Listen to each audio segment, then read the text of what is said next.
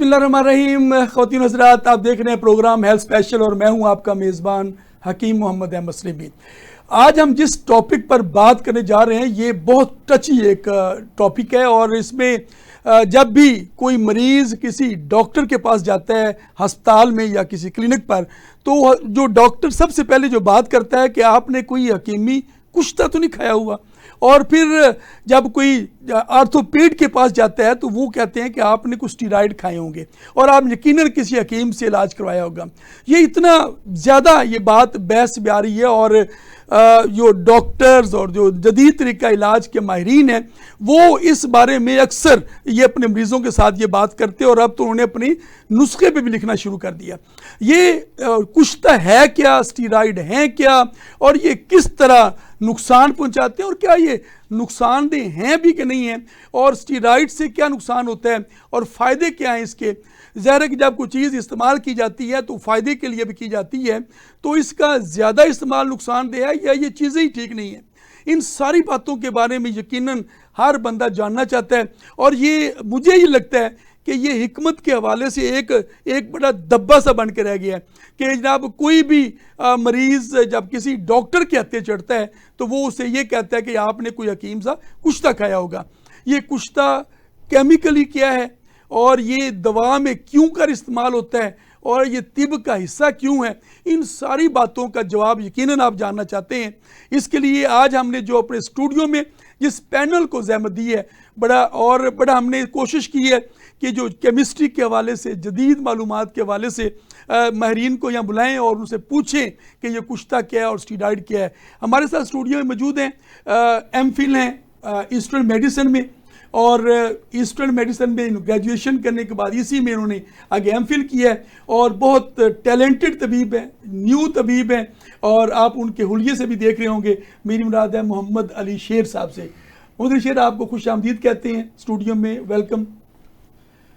और मेरे साथ मौजूद हैं हकीम प्रोफेसर हकीम सैफुल्लाह खान लोधी। ये ख़ानदानी तबीब हैं और ख़ानदानी तबीब तो कुश्ते इस्तेमाल करते ही करते हैं। इनसे पूछेंगे कि आपके कुश्तों से कितने लोग ख़राब हुए हैं और कितने लोग ठीक हुए हैं।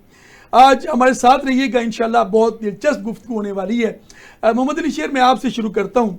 कुश्ते के बारे में बताइए कि कुश्ता है क्या और इसका ज़हन में आते ही डर क्यों जाते हैं लोग। आप ज़रा कुश्ते के बारे में बताइए कुछ।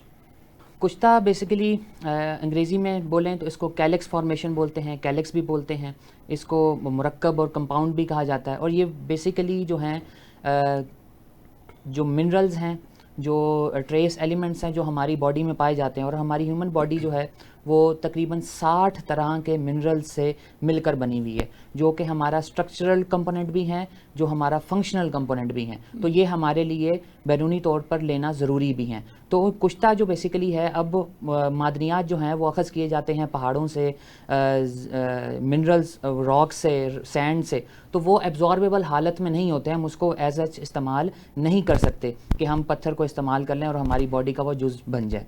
तो वो कैलेक्स फॉर्मेशन जो है, जो कुश्ता साजी है, जो कुश्ता है, वो उन कॉम्प्लेक्स कंपाउंड्स को, उन कॉम्प्लेक्स मिनरल्स को कन्वर्ट करती है एब्जॉर्बेबल हालत में कि जो हमारी बॉडी में वो एब्जॉर्ब हो सके और हमारी जिस्म का वो जुज़ बन सके।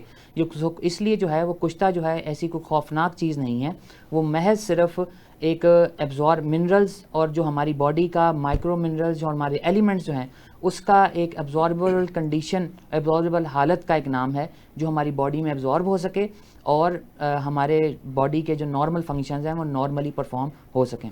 आपने जो बताया, मैं जो बात समझा हूँ अपने नाज़रीन के लिए सिर्फ आसानी के लिए, कि हमारे जिस्म में 60 किस्म के जो मादनियात पाए जाते हैं, नमकियात, मादनियात या मिनरल्स पाए जाते हैं, उसमें धातें भी होती हैं और अच्छा उसमें वो आम जो नेचर में हमारी सॉइल पे, पहाड़ों पे, मुख्तलिफ जो हमारी जो ज़मीन है, जो मिट्टी हम हासिल करते हैं, उसमें कई किस्म के नमकियात होते हैं।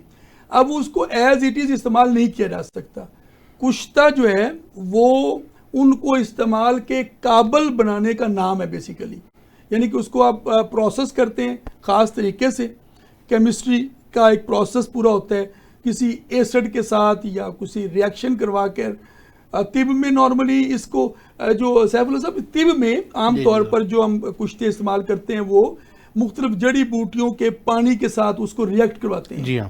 تو ان پانیوں میں سے ظاہر ہے کہ وہ کوئی نہ کوئی ایسڈ پایا جاتا ہے. جی جی. تو وہ مثلاً اگر ہم عام بات کریں تو گودنتی ہے یا مرجان ہے یا مروارید ہے, صدف ہے, یہ ساری چیزیں ہیں جو اس کا جو سورس منرل ہے.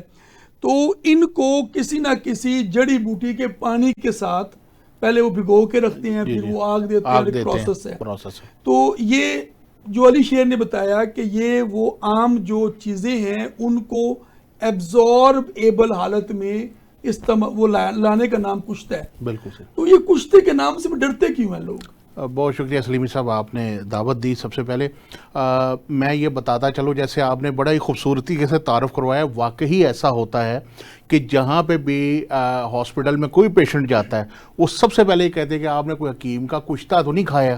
اور یہ ایک سازش ایسی ینگ ڈاکٹرز کی چل رہی ہے جو آگے آگے جو ہے نا وہ طول پکڑ رہی ہے. اس میں سب سے پہلے میں ایک چیز بتا دوں, کشتہ فائدہ مند چیز ہے, نقصان دہ نہیں ہے. نقصان اس صورت میں وہ دے گا, کوئی بھی چیز اگر اس کی مقدار زیادہ ہو جائے گی, اگر وہ صحیح طرح سے اس کا پروسیس نہیں ہوا ہوگا, ٹھیک ہے, یا اس کو کشتے کو عام طور پر جو استعمال کروایا جاتا ہے زیادہ تر وہ مکھن میں استعمال کروایا جاتا ہے, دودھ کے ساتھ استعمال کروایا جاتا ہے. اگر آپ اسے سمپل پانی کے ساتھ دے دیں یا اس کی مقدار تھوڑی سی بڑھ جائے تو ظاہر سی بات ہے کہ وہ بجائے فائدے کے نقصان دے گا. لیکن جو ایک حاذق طبیب ہوتا ہے اور ایک پڑھا لکھا طبیب ہے وہ کبھی بھی اس طرح سے کام نہیں کرتا کہ مریض اس کے پاس آیا ہو اور بجائے فائدے کے اس کو نقصان ہو جائے. طبیب کی پہلی پریورٹی جو ہوتی ہے وہ مریض کو صحت کی طرف لے کے جانا ہے. ہمارے مطلب کے اوپر بھی اسی طرح سے ہی جب پیشنٹ آتے ہیں تو اس میں مثال بخار کے آپ نے ذکر کیا, تو بخار کے اندر کشتہ گودنتی بہترین کام کرتا ہے اور بہت سارے مریضوں کو دیا ہوا, ٹھیک ہے, اور انہوں نے استعمال کیا, بہت فائدہ مند ہوا. ایک بچی آئی ہمارے پاس, وہ اپنا تقریباً 12-13 سال کی, اس کو ہم نے کشتہ مرجان کا استعمال کروایا خمیرہ غوزبان کے اندر. ان کھایا, اس کے سر میں جو درد ہوتا تھا پرانے سے پرانا درد وہ بھی ختم ہو گیا. اسی طرح سے کشتہ صدف ہے, کشتہ بیضہ مرغ ہے, جو خواتین جن میں خاص طور پہ سیلان کا بہت زیادہ مسئلہ ہوتا ہے, لکوری کا, ان کے لیے بھی بہت زیادہ فائدہ مند ہے. تو کشتہ جو ہے اس کو استعمال کرانے کا ایک طریقہ ہے.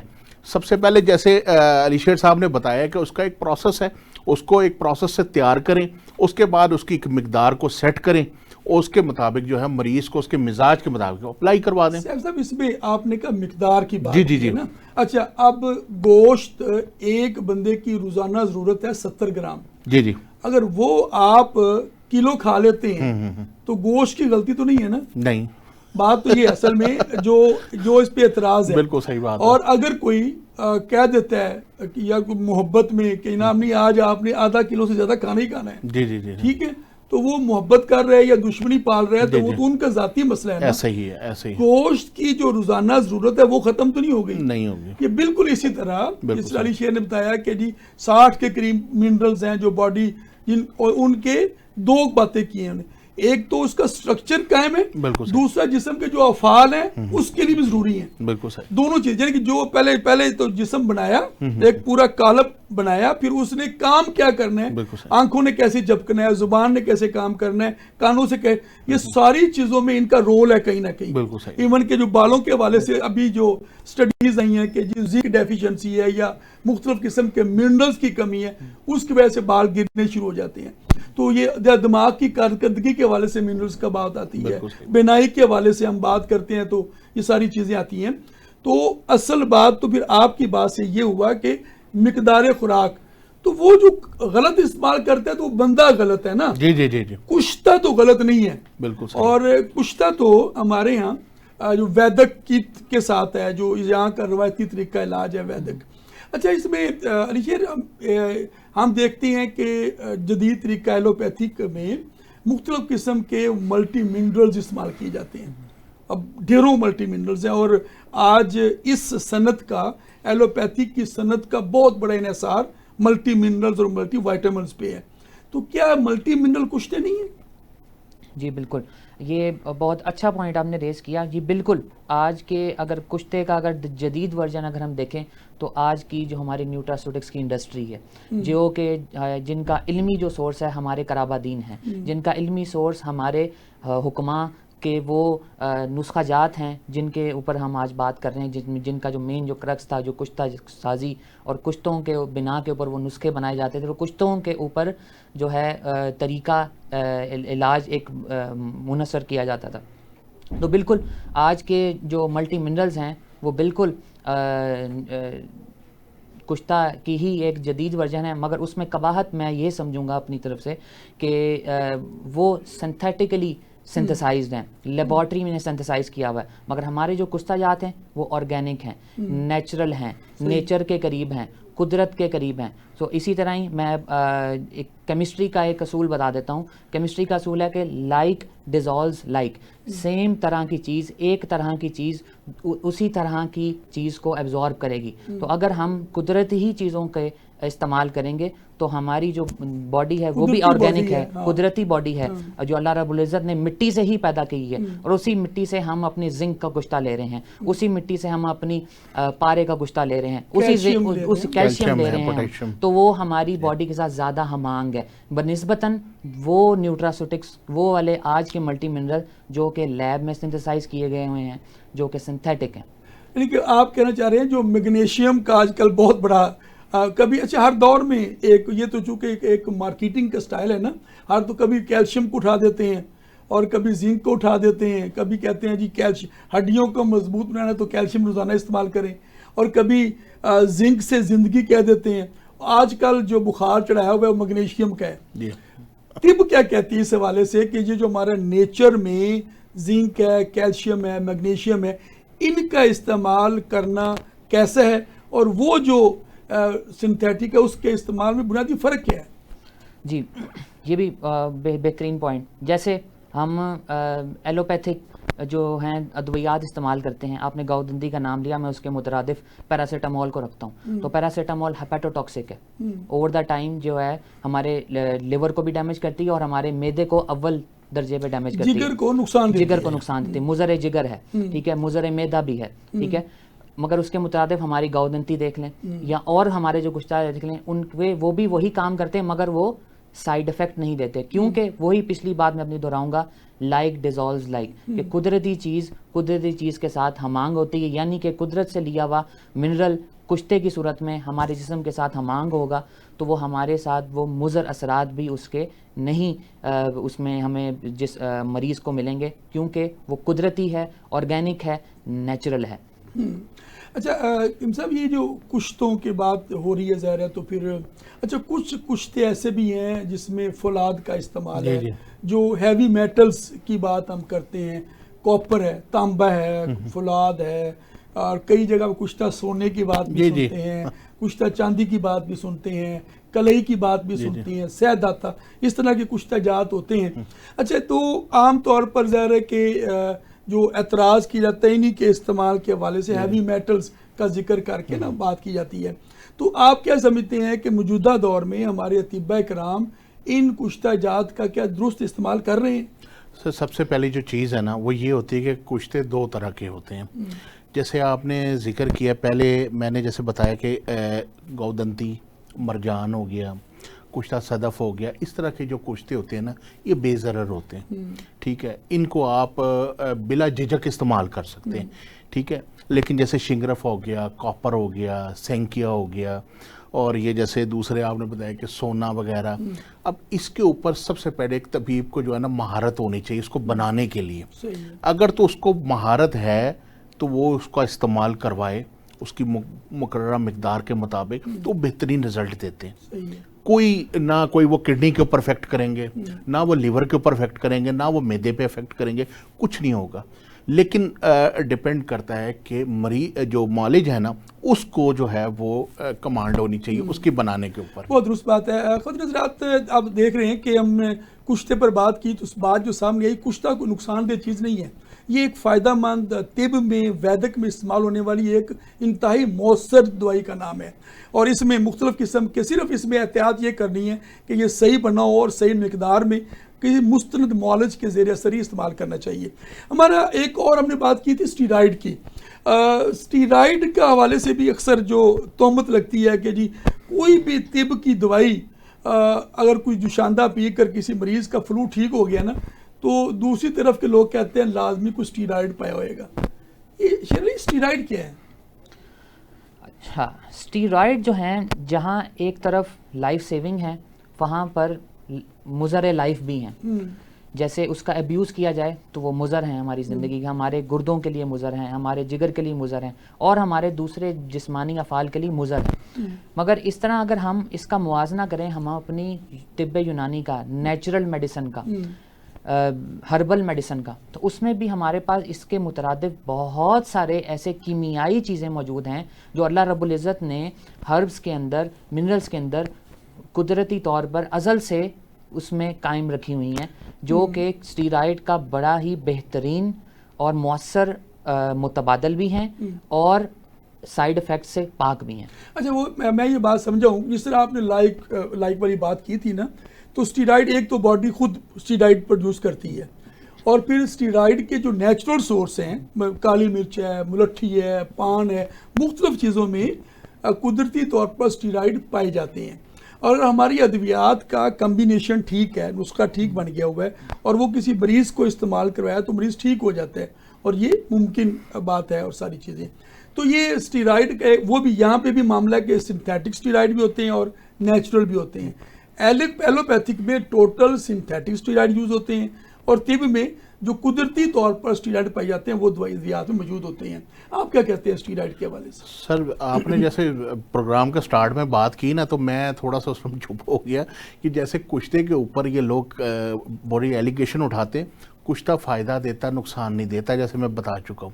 لیکن اسٹیرائڈ کا استعمال جو ہے یہ نقصان دیتا ہے. اس چیز کو ڈاکٹروں کو جو ہے نا اس چیز کو جلد اس بات کو قبول کر لینا چاہیے، کیونکہ ان کی ادویات جو ہوتی ہیں ساری کیمیکل سے تیار ہوتی ہیں، ٹھیک ہے، اور اس کا جو استعمال ہے وہ کرتا ہے زیادہ استعمال جو ہے یہ لائف سیونگز ہیں. جی. اور اسٹیرائڈ کا استعمال آپ کے ازدما میں، آپ کے جب بھی انفلیمیشن بہت زیادہ بڑھ اس کے مالیکیولز جو ہوتے ہیں وہ کڈنی جو ہوتا ہے وہ نہیں کر سکتا، ورم ہے اس میں اسٹیرائڈ کا استعمال بڑا فائدہ کرتا ہے. فرق صرف طب اور ایلوپیتھک میں یہ ہے کہ طب میں جو اسٹیرائڈ استعمال کیے جاتے ہیں وہ قدرتی طور پر سرنجا میں، کشتے شیری میں، ملٹھی میں، کالی مرچ میں، ان میں پائے جاتے ہیں. تو اس سے ڈرنے کی ضرورت نہیں ہے. اسٹیرائڈ نیچرل بھی ہوتے ہیں اور سنتھیٹک بھی، دونوں چیزیں فائدہ مند ہیں. آپ ڈریں نہیں، صرف مستند معالج سے رابطہ رکھیں، ان سے علاج کرائیں.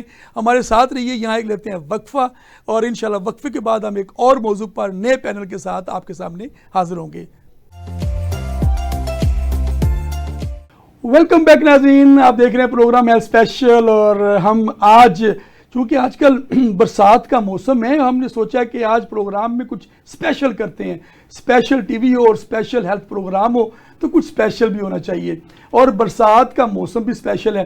تو اسپیشل موسم میں ایک خطرہ بھی ہوتا ہے کہ برسات میں کچھ بیماریاں بھی جنم لیتی ہیں، اور ان بیماریوں سے پھر کس طرح نبرد آزما ہو جائے. کیا ایلوپیتھی کی کڑوی گولیاں کھائیں یا کچھ احتیاطی تدابیر اختیار کر کے کچن سے ہی ٹھیک ہو جائیں؟ تو کچن میں موجود چیزوں کا استعمال ہم اپنے معمول میں لا کر برسات اور برسات سے پیدا ہونے والے جو عوامل ہیں ان سے بچ کیسے سکتے ہیں. اگر خدا نہ خواستہ کچھ مسئلہ ہو جائے تو پھر اس کا علاج کیسے کرنا ہے اپنے کچن میں سے. اس ٹاپک پر بات کرنے کے لیے انتہائی خوبصورت پینل ہمارے ساتھ اسٹوڈیو میں موجود ہے. پہلے ان کا تعارف کراتے ہیں. میرے ساتھ موجود ہیں حکیم سید مشرف علی زیدی صاحب. آپ ایک سینئر طبیب ہیں اور شعبہ طب میں ایک بڑا نام ہے. Sir welcome. بہت شکریہ. اور ان کے ساتھ موجود ہیں طبیبہ فائزہ شبیر صاحبہ، اور یہ ریجیمنٹل تھراپی کے حوالے سے خاص طور پر اور شعبہ طب میں خواتین کے مسائل کے حوالے سے اور برسات کے موسم اور جو سیزنل معاملات ہوتے ہیں اس پر بڑی گہری نظر رکھتی ہیں، اور ان کے مریضوں کی تعداد بھی خاصی زیادہ ہے. آج ان کے تجربات سے فائدہ اٹھاتے ہیں اور ان سے پوچھتے ہیں کہ پہلے تو مشرف صاحب یہ بتائیے گا کہ برسات کے موسم میں کن عوامل کا زیادہ ہمیں سامنا کرنا پڑ سکتا ہے؟ بسم اللہ الرحمن الرحیم. آپ کا بہت شکریہ، آپ نے مدعو کیا. جیسے برسات ہمیں اچھی لگتی ہے نا، بادل آتے ہیں، بارش آتی ہے، موسم تبدیل ہوتا ہے، یہ موسم جراثیم کو بھی بہت اچھا لگتا ہے. بہت خوبصورت. اس موسم میں انسان کے اندر کے جراثیم اور باہر کے جراثیم بہت زیادہ ہیں. گیسٹرو اور چھوٹی چھوٹی پیٹ کے امراض وہ جو کہ آہستہ آہستہ آہستہ آہستہ آہستہ بڑھتے جاتے ہیں. اچھا, جلد کے امراض اس موسم میں بہت زیادہ ہوتے ہیں. اس کے علاوہ سانس کے امراض, کیونکہ حبس کا موسم ہو جاتا ہے تو سانس کے امراض بہت زیادہ ہوتے ہیں. یہاں ایک چھوٹی سی بات میں عرض کرتا چلوں کہ برسات کے موسم میں جتنا زیادہ ہم اپنے آپ کو صاف رکھیں گے تو اتنا زیادہ ہمیں فائدہ ہوگا. 3 حصوں میں اس کو تقسیم کریں کہ ہم نے کیا چیزیں کھانی ہیں اور کیا چیزیں نہیں کھانی, اور اگر خدا نخواستہ بیمار ہو گئے ہیں تو کن چیزوں سے ہمیں ٹھیک ہونا ہے. تو سب سے پہلے تو گھر میں سبزیاں کچی بند کر دیں بالکل بھی. اس موسم میں کچی سبزی بالکل بھی نہیں کھانی. یعنی کہ جو سلاد کی بات کرتے ہیں, سلاد بھی نہیں کھانی بالکل. پتوں والی سلاد تو خاص طور پر اس موسم میں بالکل نہیں کھانی. کھیرا بھی نہیں کھانا, کوئی بھی مطلب سلاد اس موسم میں نہیں کھانی ہے. کچی سبزی آپ بوائل کر کے ہلکے سے پانی میں یا اس کو ایئر فرائر کر کے تو وہ لے سکتے ہیں. اس کے علاوہ اس موسم میں سالن کے لیے فریج کا استعمال بالکل بند کر دیں. صبح پکے اور رات کو کھا لیا, رات کا والا صبح تک مکمل ختم کر لیں. روٹی آپ باسی استعمال کر سکتے ہیں لیکن وہ غور کریں کہ اس میں کوئی فنگس کا کوئی بھی ایک ذرہ نہ آ جائے, کوئی گروتھ نہ آ رہی ہو. اور بیکری آئٹمز سوائے ڈبل روٹی کے, تازی ڈبل روٹی کے تمام کے تمام بند کر دیں. اس میں سموسے, پکوڑے اور تمام کے تمام جو اسٹریٹ فوڈ ہیں وہ نہیں ہونی چاہیے. یہ ڈبل روٹی بھی آپ نے گنجائش چھوڑی ہے بچوں کی وجہ سے کہ آپ کو بھی بچوں کے لیے ڈبل روٹی لانی پڑتی ہے اور بیگم اٹھتی نہیں ہے, روٹی پکاتی نہیں ہے, تو اس لیے کہ ابھی ڈبل روٹی گنجائش چھوڑ دیتے ہیں. نہیں, بڑی کمپنیاں ڈبل روٹی میں پریزرویٹیوز یوز کرتی ہیں. اچھا, وہ کافی حد تک محفوظ ہو جاتی ہے, فورٹیفائڈ کر دیتی ہیں کچھ کیلشیم کے ساتھ, آئرن کے ساتھ. لیکن باقی جو پیٹیز ہے, دوسری چیزیں ہیں, یہ بہت ہی خطرناک ہیں اس موسم میں. سموسے, پکوڑے. اچھا, میں اس کے بعد آگے اس طرف بھی آؤں گا. تو برگر, شوارما اور اسٹریٹ فوڈز تو بالکل, پانی پوری اور یہ جو دوسرے حلوہ پوری بازاری یہ چیزیں اور جو گندے تیل میں اس موسم میں بالکل نہیں ہونا چاہیے اگر تو پیٹ کے امراض سے بچنا ہے. اس کے علاوہ جو پیشنٹس پہلے IBS کے ہیں, ایچ پیلوری ہے, جن کو ٹائیفائڈ کی ہسٹری ہے, یرکان ہے, ہیپاٹائٹس کے پیشنٹ ہیں, انہیں اس موسم میں بہت زیادہ احتیاط کرنی ہے.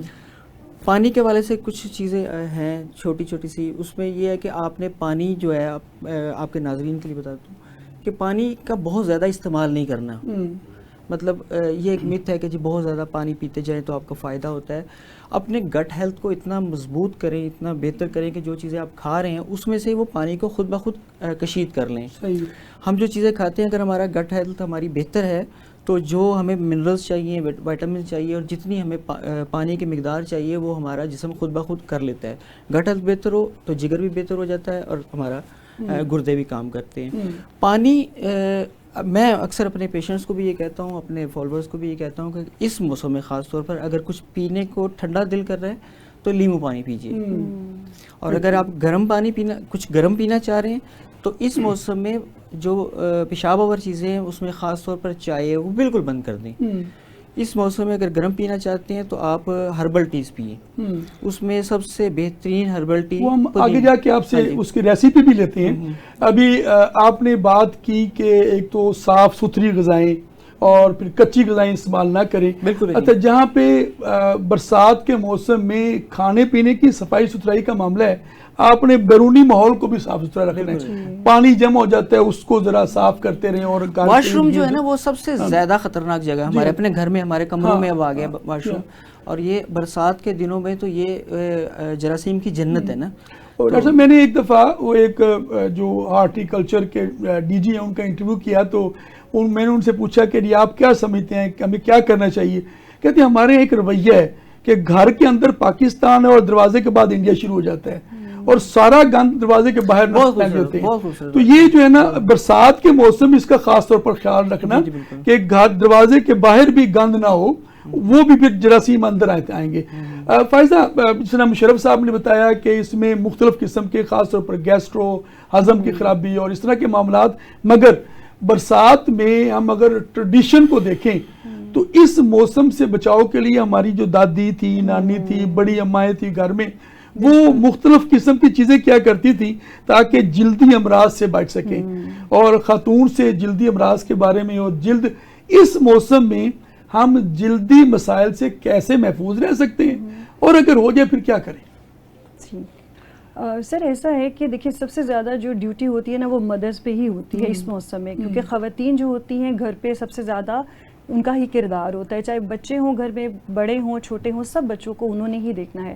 اور جیسے یہ موسم ہے برسات جو ہے وہ صرف ساون اور اس کی رعنائی نہیں ہے، جراثیم کا وارث جو ہیں بہت زیادہ پیدا ہوتے ہیں، تو ہمیں ان سب کا بھی خیال رکھنا پڑتا ہے. اور جیسا ہی آپ نے سر نے بھی فرمایا کہ یہ جو صفائی ہے نا وہ بہت ضروری ہے. اگر ہم انہی چیزوں کا خیال رکھ لیں نا تو ہمارے 95% جو ہیں عوارض وہ پیدا ہی نہیں ہوں گے، کیونکہ آپ گھر کی صفائی کا خیال رکھیں گے، پانی کا خاص طور پر، کیونکہ بارش کی وجہ سے نشیبی جگہوں پر پانی جمع ہو جاتا ہے، خاص طور پہ گھر میں بھی یا گھر سے باہر بھی، جیسا آپ نے فرمایا. تو ان سب چیزوں کا خیال رکھنا پڑے گا. اور سب سے بڑھ کے ہمارے پاس کچن موجود ہے. اگر ایک خاتون خانہ اس موسم میں کچھ ایسی گھریلو تدابیر اختیار کرے تو گھر والوں کی نہ صرف صحت بہتر رہ سکے گی بلکہ ان کو جو ہے اس موسم میں ہونے والی بہت ساری بیماریوں سے بھی محفوظ رہ سکیں گے، بچے ہوں یا بڑے ہوں. تو کچن میں ہمارے پاس پودینہ ہے، ہمارے پاس سونف ہے، لیمو ہے، سرکہ ہے، یعنی اس موسم میں ہم ان چیزوں کا استعمال کریں. اور وہی والی بات کہ بازاری چیزوں سے پرہیز کرنا چاہیے، گلے سڑے پھلوں سے بھی احتیاط بہت ضروری ہے. جو بھی چیز استعمال کریں اچھے طریقے سے دھو کے کھائیں. خاص طور پہ چھوٹے بچے والی ماؤں کو بہت سخت اس چیز کا خیال رکھنا چاہیے کہ بچے کوئی بھی چیز ہاتھ دھوئے بغیر نہ کھائیں. اور اس طرح دیکھیے اس موسم کے اندر پھیلنے والی جو بھی بیماریاں ہیں ان میں جو بھی سب سے زیادہ کامن جو اس موسم میں بیماری نظر آتی ہے وہ گیسٹرو ہے، جس کا جو ہے اصل میں تو وہ یہ ہوتا ہے کہ یہ ہمارا جی آئی ٹریک جو ہوتا ہے اس کا انفیکشن ہوتا ہے، جو کہ ہمارے پیٹ اور ہماری آنتوں میں سوزش یعنی کہ انفلیمیشن پیدا کرتا ہے. یہ اس موسم میں خاص طور پر لیمو کا استعمال اور کہا جاتا ہے کہ یہ جو لیمو کا استعمال کرے تو برسات کے بہت سارے معاملات میں اور خاص طور پر جلدی مسائل سے بچ. اچھا، بعض لوگوں کو لیمو سے الرجی ہوتی ہے اور بچوں میں یا کچھ بڑوں میں بھی لیمو جب استعمال کرتے ہیں ان کا گلا پکڑا جاتا ہے، خراب ہو جاتا ہے، تو وہ کیا کرے پھر اس کو؟ یہ کیا لیمو سے الرجی ہوتی ہے؟ بہت سارے لوگ کہتے ہیں اس چیز کو جی مجھے سوٹ نہیں کرتا. عموماً کئی مریض بھی اس چیز کو کہتے ہیں کہ جی ہم لیمو نہیں استعمال کر سکتے. کچھ لوگوں کو ایسیڈیٹی ہو جاتی ہے، کچھ لوگ کہتے ہیں کہ نہیں جی میری طبیعت خراب ہونے لگ جاتی ہے، مجھے بالکل سوٹ نہیں کرتا. تو دیکھیں زیادتی جو ہے وہ کسی بھی چیز کی نقصان دہ ہوتی ہے. آپ سے یہ نہیں کہا جاتا کہ آپ صبح شام جو ہے لیمو کا بے تحاشا استعمال کیجئے. آپ جیسے کہ ORS گھر میں بنا سکتے ہیں، پانی کا جیسے ہم نے استعمال کرنا ہے. صرف پانی کا استعمال نہیں، نمکیات کی کمی ہو جاتی ہے کیونکہ مسلسل ہربس کی وجہ سے ہم سب پسینے کا شکار رہتے ہیں. تو گھر میں جو ہے سب کو جو ہے وہ نمکیات کی کمی ہو جاتی ہے. تو اس کے لیے جو ہے وہ چینی، نمک، پانی اور 1-2 قطرے لیمو کے ملا کر وہ استعمال کر سکتے ہیں. ایسے لوگ تھوڑا لیمو کا بھی استعمال کریں اور نمک اور چینی کا محلول بنائیں اور ریپلیس کر سکتے ہیں اس کو. شریف صاحب، اس میں آپ نے فرمایا کہ اس موسم میں گیسٹرو کے امکانات بہت زیادہ ہیں، یا ہاضمے کی خرابی کے، یا ڈائریا اور اس طرح اسہال وغیرہ ہو جاتے ہیں، اور پھر مروڑ اور درد کے ساتھ موشن آتے ہیں. تو کیا کریں اگر ایسا کچھ کسی کو مسئلہ ہو جائے برسات میں؟ تو ایک تو وہ کون سی احتیاطی تدابیر کے ساتھ ایک ایسی ریمیڈی یوز کرتے رہیں کہ ان سے بچے رہیں، اور اگر ہو جائے تو پھر کیا کریں؟ جی میں گیسٹرو کی طرف بھی آتا ہوں. جیسے فائزہ فرما رہی تھیں ابھی، جو لیمو ہے میرا یہ آزمودہ ہے. ہمارے پاس بہت سارے پیشنٹس آتے ہیں. ہوتا کیا ہے کہ جو جن کی ہسٹری ہو IBS کی، ایچ پیلوری کی، یا گردے میں ہلکی پتھری کبھی رہی ہے یا کوئی معاملات، انہیں لیمو سوٹ نہیں کرتا. اس کے لیے میں آپ کو زبردست، آپ کے ناظرین کے لیے بڑی زبردست ایک چیز بتاتا ہوں کہ اس موسم میں کیونکہ نمکیات کی کمی ہوتی ہے، سادہ پانی بالکل نہ، زیادہ نہ پئیں، زیادہ مقدار میں نہ پئیں، اور ٹیپ واٹر تو بالکل مت پئیں. پانی ابلا ہوا پینا ہے تو اس میں اسی کے اندر چینی پکا لیں، چینی، شکر یا گڑ اس کے اندر ہی پکا لیں. اور وائٹ نمک کی بجائے کالا نمک استعمال کریں. اس موسم میں خاص طور پر کالا نمک استعمال کریں، اور اس کو ٹھنڈا ہونے سے پہلے ہی اس کے اندر لیمو ڈال لیں. ایک تو یہ چیز ہے، اس کو بار بار ریپیٹ کریں، یہ بہترین نمکول ہے. جامع شیری کے اندر بھی لیمو استعمال کریں، بہترین ہے. یہ میرے اپنے گھر میں استعمال ہوتا ہے، بڑا بہترین ہے. اس کے علاوہ آپ اس موسم میں شربت بزوری معطل بار بار استعمال کریں. یہ بہت بہت زبردست چیز ہے. اچھا پیشاب آور جتنی بھی چیزیں میں پہلے بھی عرض کر رہا تھا, اس میں چائے اور کافی بالکل بند کر دینی چاہیے. اور وہ مریض جن کو معالجین نے بتایا ہوا ہے پیشاب آور میڈیسن دی ہوئی ہیں, وہ خود بخود اس کی مقدار کم کر دیتے ہیں. تو اپنے معالج سے لازمی رابطہ کریں اس موسم میں, ورنہ وہ کمزوری بڑھتی جاتی ہے. اب میں آتا ہوں گیسٹرو کی طرف. گیسٹرو ایک بہت خطرناک بیماری ہے. اس کو لاکھوں بچے اس میں ہر سال فوت ہو جاتے ہیں.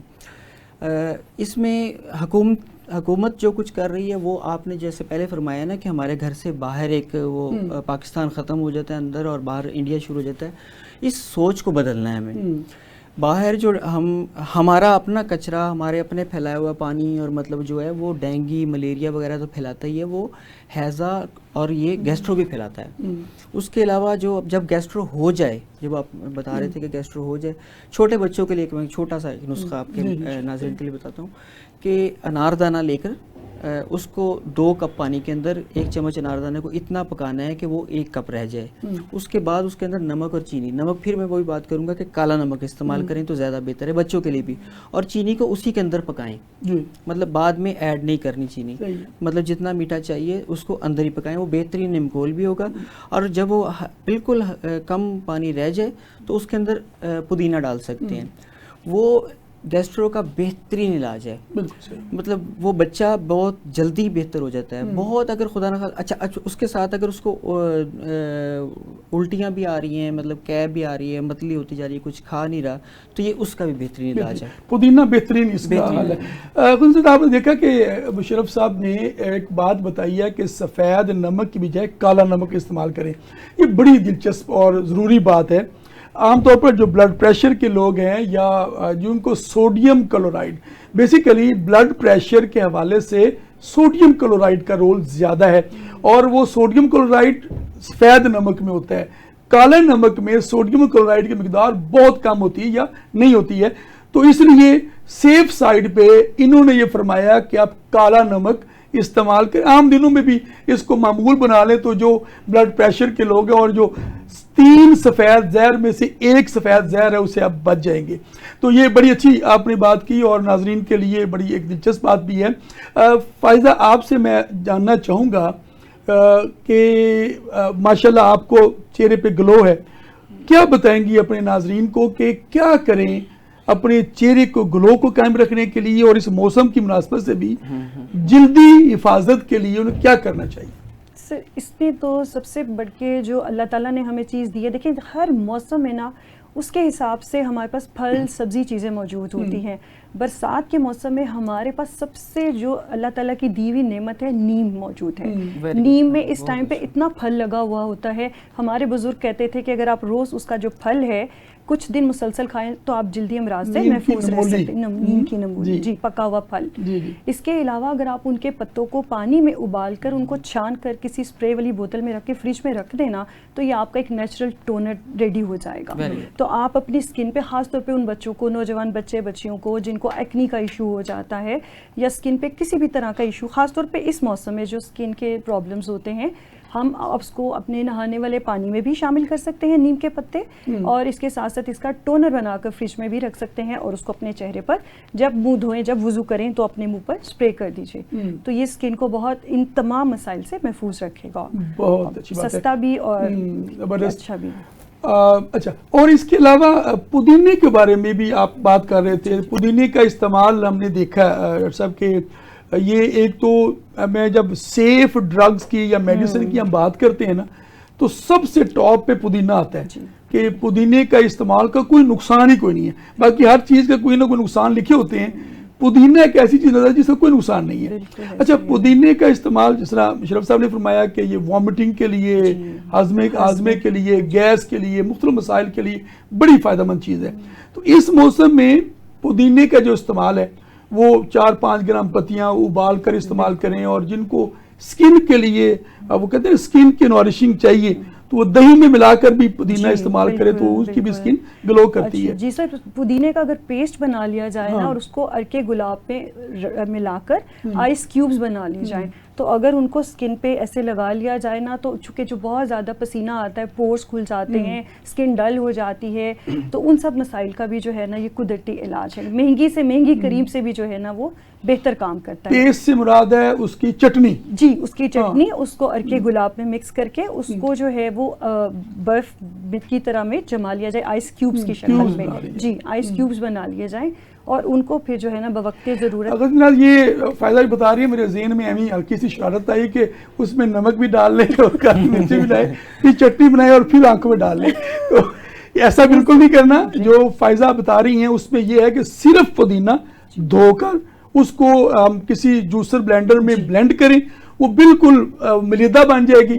اس کو پھر وہ کیوبز بنا کر فریج میں، جو ہم کیوب والی ہماری وہ پلیٹ سے ہوتی ہے اس میں کیوب بنا لیں اور اس کی آپ پھر وہ آنکھوں کے اوپر، چہرے کے اوپر اس کا مساج کریں. پودینے کے حوالے سے میں عرض کروں، ہم نے دونوں نے ایک کورس کیا تھا، گٹ گرو کا بڑا فیمس کورس ہے.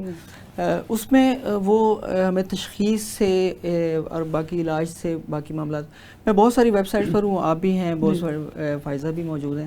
میرے پاس بہت سارے پیشنٹ باہر سے آتے ہیں، پاکستان سے باہر سے پیشنٹ آتے ہیں، تو فوری طور پر ان کو میڈیسن نہیں پہنچا سکتے. مطلب جو معدے کے امراض کے پیشنٹ ہوں، میں ان کو ایک کام کہتا ہوں وہاں پر فوری طور پر. مطلب اگر یو اے سے ہے، سعودی عرب سے ہے، انہیں کہتا ہوں کہ آپ فلاں مارٹ پر چلے جائیں. وہ مارٹ پر جاتے ہیں تو انہیں کہتے ہیں کہ فلاں جو او ٹی سی پروڈکٹس ہیں نا جو پودینے کی بنی ہوئی ہیں، مطلب پاکستان سے بھی گئی ہوتے ہیں، شربت پودینہ ہے، دوسرے پودینے کی ہے، کچھ کیوبز ملتے ہیں، کچھ کینڈیز ملتی ہیں پودینے کی، اور کچھ مطلب وہ چیزیں او ٹی سی ملتی ہیں. میں فوری طور پر وہ شروع کروا دیتا ہوں. اتنی دیر میں رپورٹس آتی ہیں، ایل ایف ٹیز آتی ہیں، ان کے آر ایف ٹی باقی چیزیں چیک کرنی ہے، پھر ان کی میڈیسن بننی ہے، یہاں سے جانا ہے. وہ جو 3-4 دن 5 دن کا پروسیجر ہوتا ہے اس طرح. اچھا اس میں جنجر بھی ایڈ کر لیجیے، جنجر کے کیوبز بھی اور کینڈیز مل جاتی ہیں. تو میدے کے لیے ہمارا ٹائم ہو رہا ہے بہت شارٹ اور ہم نے کلوز کرنا ہے. آپ دونوں کا بہت شکریہ، آپ نے بہت اچھی باتیں کی ہیں اور یقیناً ہمارے جو ناظرین ہیں انہوں نے اسے استفادہ کریں گے. خواتین حضرات، برسات کا موسم ہے اور اس کے عوارضات سے اگر بچنا ہے تو اس موسم کی ہمارے ماہرین نے تجویز یہ کیا ہے کہ سکنجبین ایک بہترین ریمیڈی ہے. پودینے کا استعمال اس موسم میں زیادہ کریں، چٹنی میں بھی اور اس کے کیوبز بنا کر بھی، جلد کے لیے بھی، ہاضمے کے لیے بھی بہترین چیز ہے. اور پانی کا استعمال ابال کر کریں یا منرل واٹر اچھی کمپنی کا استعمال کریں. حیثیت کے مطابق اگر آپ نہیں منرل واٹر یوز کر سکتے تو کم از کم پانی ابال کر 3-4 ابالے دیے ہوئے تو ٹھنڈا کر کے وہ محفوظ کریں اور سارا دن میں وہ ابلا ہوا پانی استعمال کریں. اپنا بہت خیال رکھیے. ہم انشاءاللہ ہیلتھ اسپیشل پروگرام میں آپ کے لیے اور موضوعات پر اچھے پروگرام اور جدید ماہرین کے ساتھ، نت نئے ماہرین کے ساتھ آپ کے سامنے دوبارہ حاضر خدمت ہوں گے. اپنے میزبان حکیم محمد احمد سلیمی کو پروگرام ہیلتھ اسپیشل سے اجازت دیجیے. اللہ حافظ ناصر.